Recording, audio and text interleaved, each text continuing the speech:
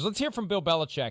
He's at number 17 in the Peter King Football Morning in America power rankings. Belichick from yesterday talking about his top two quarterback options, Cam Newton and Mac Jones. Cam's been here, all the way through. He was here, at the beginning, and has been a consistent participant. Continues to give us the usual, leadership and energy that he brings to the field and to the workouts and to practice. So, Cam's very professional, and I'm sure that he'll, continue to work hard to do his best out there like he's always done for us. It's never been anything but that from the day he got here. But really, we're starting everybody at the same point like we always do this time of year. So, Mac dove into the playbook and continues to do that. And, like everybody out there, we all have a lot of things we got to work on, and that includes everybody. And so that's what he's doing. That's what everybody's doing. Hey, Peter, even though there's a little nepotism on the coaching staff in New England, when it comes to deciding who plays, it's meritocracy. And Bill Belichick is not going to hesitate to put whoever he thinks, genuinely believes, has assessed and concluded gives his team the best chance to win. That's who's going to be on the field. PointsBet thinks it's Cam Newton week one at minus 275. That's an overwhelming favorite over Mac Jones at plus 250. I think it's whoever Bill Belichick believes is going to help them win games. And if it's Mac Jones, he'll play Mac Jones. If it's Cam Newton, he'll play Cam Newton. And if he decides during a game that it's in the best interest of the team to remove one guy and put in another, he will. He's proven that time and again.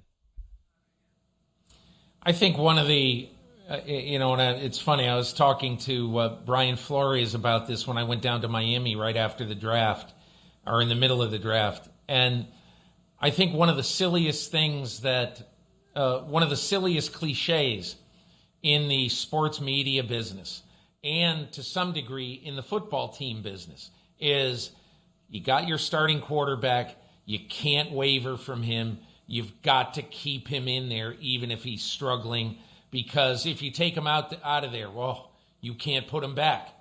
And who invented that rule?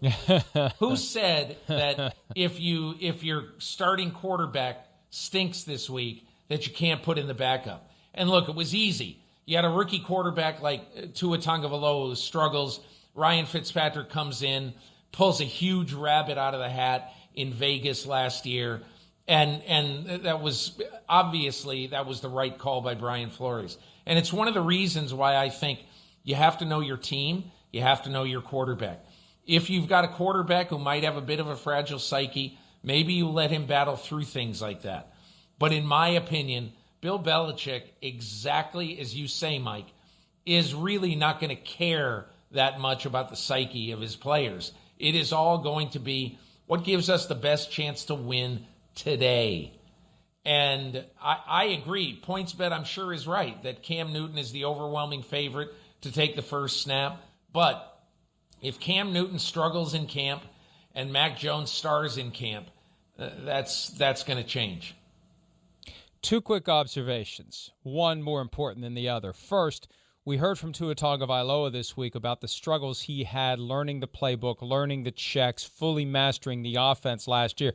That helps explain why in crunch time of multiple games, he was out and Ryan Fitzpatrick was in, and you better understand why that door revolves a little bit more. And as to the idea of who invented that, I would be remiss if I did not mention that when you said that, it reminded me of Estelle Costanza trying Merlot for the first time, and she said, Merlot, I've never heard of it. Did they just invent it?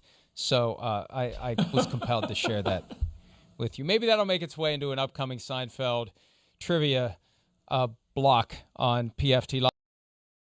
Hi, I'm Mike Tirico, and thanks for watching. Make sure to hit subscribe for the latest news and highlights from NBC Sports.